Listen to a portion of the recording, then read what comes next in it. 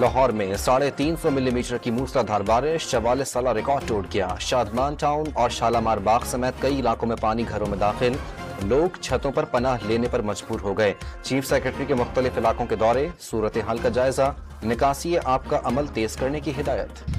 اسلام آباد اور راولپنڈی میں بادل برس پڑے، مری میں موسلادھار بارش، لینڈ سلائڈنگ کے خدشات۔ پنجاب کے بیشتر شہر جل تھل ایک ہو گئے۔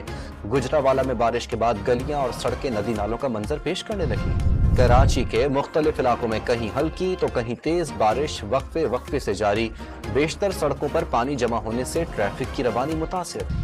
راولپنڈی کے بحریہ ٹاؤن میں 20 سالہ لڑکی اسکوٹی چلاتے ہوئے برساتی نالے میں گر گئی، کئی گھنٹے بعد بھی تلاش نہ کیا جا سکا۔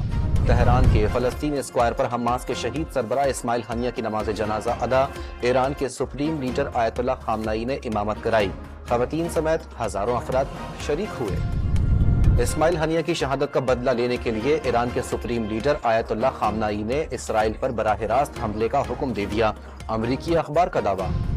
راولپنڈی میں جماعت اسلامی کے دھرنے کا 7واں روز، حکومت نے مطالبات پر پیش رفت کے لیے مزید وقت مانگ لیا۔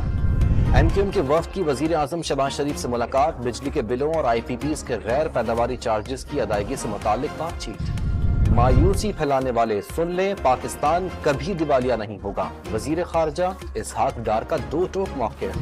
پربت میں 2 گروپوں کے درمیان فائرنگ کا تبادلہ، 3 افراد جاں بحق، 1 شخص زخمی ہو گیا۔